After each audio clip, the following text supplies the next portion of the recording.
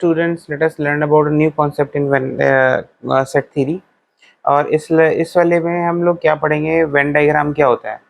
Venn diagram basically is a representation of set in diagrammatic form, जिससे कि आपके पास जो इंफॉर्मेशन है वो क्लियर हो जाए और आप चीज़ों को बहुत अच्छे से ऑर्गेनाइज कर पाओ और कैलकुलेशन कर पाओ सेट थ्योरी में। तो इसलिए हम वेन डायग्राम को यूज़ करते हैं। तो अब इसमें क्या होता है ना कि इसमें मैं आपको थोड़ा सा बता देता हूँ कि इसमें एक्चुअली में हम चीज़ें कैसे यूज़ करते हैं। वेन डायग्राम को हम ऐसे रिप्रेजेंट करते हैं, this is your Venn diagram. अब इसमें आप क्या करोगे, इसमें आप जैसे एक सेट को ऐसे रिप्रेजेंट करते हो एक सर्किल के फॉर्मेट में, ठीक है, ऐसे करके रिप्रेजेंट करते हैं। अब बात क्या है कि जैसे कि आपने इसको एक इस वाले फॉर्मेट में रिप्रेजेंट किया,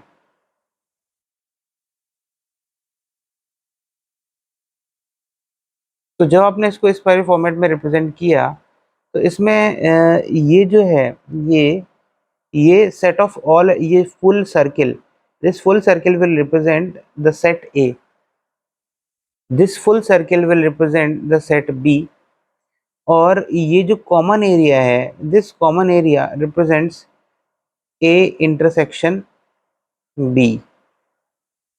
अब इसके लिए आपको क्या समझना पड़ेगा कि what is intersection and what is union, और ए और बी एक और चीज होती है यूनियन बी, और ये जो बाहर वाला पूरा सेट होता है इसको हम कहते हैं यूनिवर्सल सेट। थोड़ा बहुत मैं आपको आइडिया दे चुका हूँ पिछले वीडियो में, लेकिन मैं आपको अब नंबर से समझाता हूँ। जैसे सपोज फॉर एग्जांपल कॉन्सेप्ट सिखा देता हूँ। For example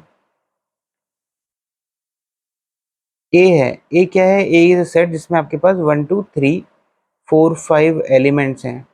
B is a set जिसमें आपके पास टू थ्री सॉरी 2 3 6 7 8 एलिमेंट हैं।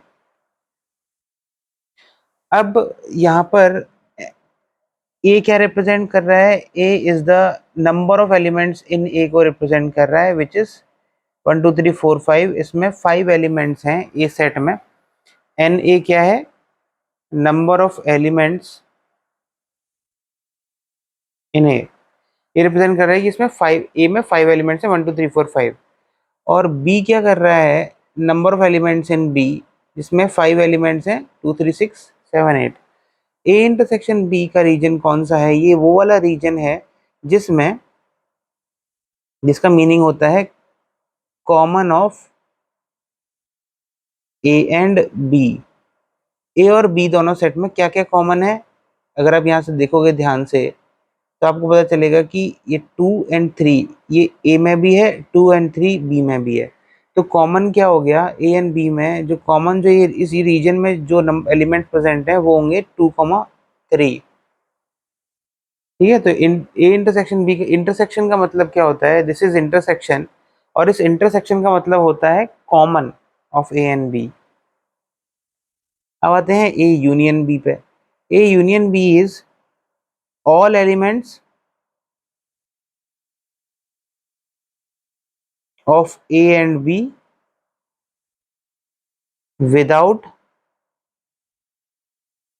रिपीटिशन।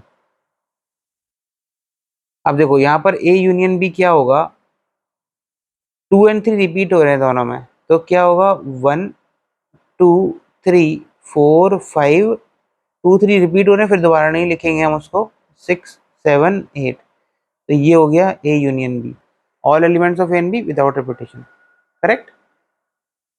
अब मैं आपको बताता हूँ बाकी, अब हम वेन डायग्राम को यूज क्यों करते हैं मैं आपको ये बताता हूँ। जैसे सपोज आपको number of elements in A union B पूछा गया,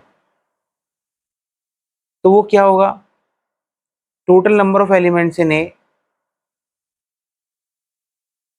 plus total number of elements in B. पर ये ध्यान देना आप, जब आपने total number of elements in A लिखा है यहाँ पर, तो ये पूरा सर्किल के अंदर जितने भी एलिमेंट थे वो एक बार लिख दिए। बी के अंदर जो लिखा आपने, नंबर ऑफ बी जो लिखा, उसमें बी के अंदर जितने भी एलिमेंट थे वो एक बार लिख दिए। पर इस चीज को करने में आपने ये कॉमन, पहले n of number of elements in A जो लिखे थे उसमें एक कॉमन एरिया एक बार ऐड हो चुका था एन ऑफ ए में, फिर जब आपने एन ऑफ बी लिखा तो उसमें ये कॉमन एरिया फिर एक बार ऐड हो चुका था, पर आपको रिपीट तो नहीं करना होता ए यूनियन बी में, तो ये आप इस कॉमन एरिया को which is n A intersection B, इसको आप एक बार डिलीट कर दोगे तो ये चीज आ जाएगी। आ गया समझ में आपको? तो इससे एक फॉर्मूला बनता है आपके पास नंबर ए यूनियन बी का, n of A plus N of B minus N of A intersection B. ठीक। अब एक और चीज इसमें आती है कि सपोज आपसे बोला जाता है क्वेश्चन में, find number of elements in only A, मतलब ये वाला रीजन, ये वाला विदाउट यूजिंग कॉमन रीजन, यानी कि सिर्फ ए में जो प्रेजेंट है, कॉमन रीजन वाले में पूछ नहीं रहा, वो पूछ रहा है इन ओनली ए। इसका मतलब number of elements in A minus number of elements in A intersection B. जब आप ए इंटरसेक्शन बी वाला रीजन हटा देते हो तो ये वाला हो जाता है ओनली ए वाला। सिमिलरली ओनली बी, बी आप निकाल सकते हो। समझ गए? अब आता है A dash which is complement of A. Same चीज दूसरे सेट के लिए भी अप्लाई होती है। कॉम्प्लीमेंट ऑफ ए का मतलब क्या होता है, इनका जो यूनियन सेट है, मतलब यूनिवर्सल सेट, इनका जो यूनिवर्सल सेट है, सपोज इस यूनिवर्सल सेट में 1 2 3 4 5 6 एलिमेंट्स थे, तो ए कॉम्प्लीमेंट क्या होता है, A complement is region except A. A complement का मतलब होता है elements of region except A. तो क्या होगा, ए कॉम्प्लीमेंट क्या होगा, यूनिवर्सल सेट माइनस ए, ये हो जाएगा ए कॉम्प्लीमेंट। ये यूनिवर्सल सेट कुछ भी हो सकता है, यूनिवर्सल सेट हमारे केस में मैंने ये ए यूनियन बी लिया है, पर हो सकता है यूनिवर्सल सेट में सभी नेचुरल नंबर्स दिए हुए हो, ऑल नेचुरल नंबर्स। तो यूनिवर्सल सेट में अगर 1 2 3 so on and so on up to infinity दिया हुआ होता तो ये नेचुरल नंबर हो जाता, जब नेचुरल नंबर हो जाता तो यानी कि तो इसमें क्या होता, ए कॉम्प्लीमेंट यूनिवर्सल सेट क्या होता है, ये बड़ा वाला बॉक्स, इसको यूनिवर्सल सेट कहते हैं। तो इस यूनिवर्सल सेट में सभी नेचुरल नंबर्स में से ए के जो एलिमेंट है 1 2 3 4 5 आप हटा दो, तो आपके पास वो ए कॉम्प्लीमेंट बचेगा, यानी कि क्या बचेगा, वो 6 7 8 9 10 so on and so on up to infinity, ये आपका बनेगा ए कॉम्प्लीमेंट। समझ में आ गया ए कॉम्प्लीमेंट क्या होता है? सिमिलरली आप बी कॉम्प्लीमेंट निकाल लोगे। आगे समझ में? इसी तरीके से आपके पास और भी ये यही सेम चीज आप अप्लाई करते हो कहाँ पर, जब आपके पास 3 सेट भी होते हैं। यूजुअली आपके पास 3 सेट तक के प्रॉब्लम्स आएंगे, और 3 सेट की प्रॉब्लम्स को आप कैसे सॉल्व करते हो, ये सेम चीज जो मैंने अप्लाई की है ना, इसको सेम रीजनिंग को आप यूज करके आप बहुत सारे प्रॉब्लम सॉल्व कर सकते हो, बहुत सारे फॉर्मूले निकाल सकते हो। तो आपकी बुक में जो भी फॉर्मूले दिए होंगे इस रीजनिंग को यूज करके आप निकाल सकते हो। अंडरस्टैंड कर लो जो मैंने आपको बस समझाया है। अब आपके पास एक और टाइप का प्रॉब्लम आएगा,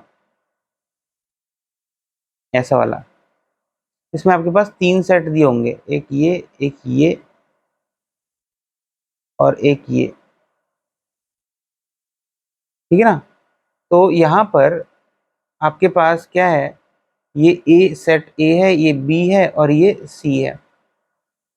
तो आपसे पूछा जाएगा व्हाट इज नंबर ऑफ, इसका एक फॉर्मूला होता है एन ऑफ, ये आप खुद डिराइव करने की कोशिश करना, n of A union B union C is what, n of A plus N of B plus N of C minus N of A intersection B minus N of B intersection C minus N of C intersection A plus N of A intersection B intersection C.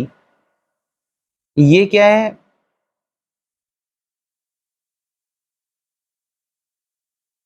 Plus N of A intersection B intersection C. अभी ये जो मैंने formula लिखा है ये क्या है, इसमें A intersection B intersection C क्या है ये आपको पता होना चाहिए। देखो A intersection B intersection C A intersection B तो आप जानते हो, ए और बी का कॉमन रीजन ये वाला ये पूरा वाला। बी इंटरसेक्शन सी का कॉमन रीजन ये पूरा वाला। सी इंटरसेक्शन ए का भी ये। और A intersection B intersection C का जो कॉमन रीजन होगा, ए बी और सी का कॉमन रीजन जो होगा वो होगा ये वाला, ये जो मैंने येलो कलर से ब्लॉक ड्रॉ किया है। This is your A intersection B intersection C, जो कि तीनों का कॉमन हो। अब आपका होमवर्क क्या है कि ये एक बहुत जनरल फॉर्मूला है। आपका ये बेसिक फॉर्मूला होमवर्क ये है कि आप इस फॉर्मूले को प्रूव करो, A union B union C इसके बराबर क्यों होता है। अगर नहीं आए तो मुझसे डाउट सेक्शन में पूछ लें, मैं अलग से एक वीडियो बना के इसको सॉल्व कर दूंगा। ठीक है, अब हम एक प्रॉब्लम देखते हैं। ये आपके वेन डायग्राम हो गए। इसी थ्योरी को यूज करके आपके जितने भी वेन डायग्राम बनाओगे आप बुक में जो देखोगे, वो सारे के सारे इसी को थ्योरी को यूज करके सॉल्व होंगे। ठीक है, अब मैं आपको इस प्रॉब्लम को सॉल्व करके दिखाता हूँ। Problem is what, in A group of 1000 people there are 750 who can speak Hindi and 400 who can speak Bengali. How many can speak Hindi only? How many can speak Bengali only? How many can speak both Hindi and Bengali? अच्छा, इन ए group of 1000 people, देखो पहले हम इसकी notation लिख सकते हैं। Hindi H को मैंने लिखा है हिंदी से, और बी को मैंने बंगाली से लिखा है। तो हमें ये दिया हुआ है N of H union B is given to be 1000। N of Hindi people कितने हैं 750। एन ऑफ बंगाली पीपल कितने दिए हुए हैं 400। How many can speak Hindi only, तो पहले तो मैं भैया इसका एक वेन डायग्राम बनाऊंगा, क्योंकि बिना वेन डायग्राम के मुझसे सॉल्व नहीं होती चीजें। तो पहले मैं एक वेन डायग्राम बना लेता हूँ।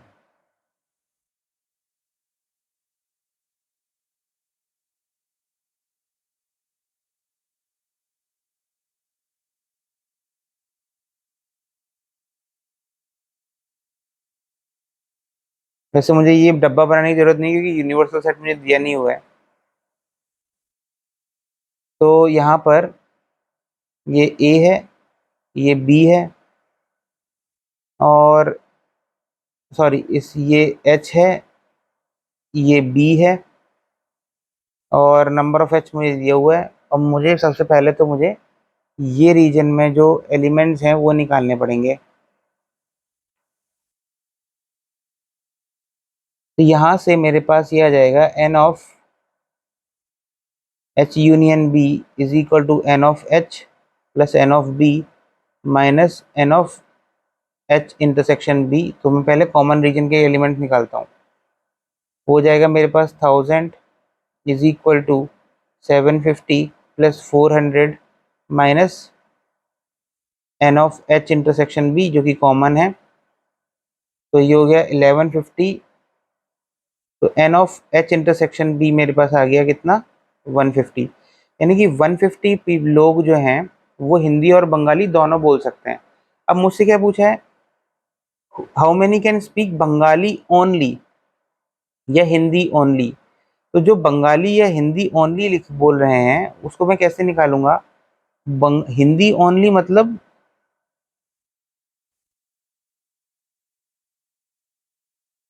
नंबर ऑफ पीपल जो हिंदी बोलते हैं, इसमें से मुझे ये कॉमन वाले जो लोग हैं हिंदी और बंगाली जो दोनों बोलते हैं उनको हटाना पड़ेगा।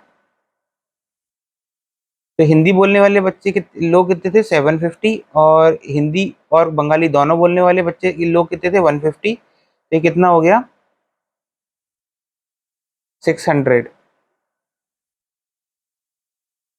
और सिमिलरली बंगाली ओनली कितना बोलेंगे, नंबर ऑफ पीपल जो बंगाली बोल देते हैं minus number of Hindi comma Bengali, यानी कि ये वाला रीजन राइट वाला, सिर्फ ये वाला रीजन कॉमन को हटा के। तो बंगाली पीपल कितने थे, बंगाली थे 400 जो बोलते थे, और कॉमन पीपल जो बोलने वाले हैं वो 150। तो मेरे पास क्या आ गया 250 इसका आंसर आ गया।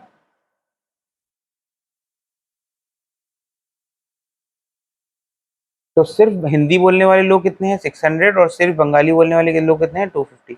होप आपको समझ में आ गया होगा कि हम किस तरीके से वेन डायग्राम को के कॉन्सेप्ट को यूज़ करते हैं, वेन डायग्राम क्या है, हम क्यों यूज़ करते हैं और इसके कॉन्सेप्ट को यूज़ करके हम कैसे सॉल्व करते हैं क्वेश्चन को। ठीक है, all the best, thank you.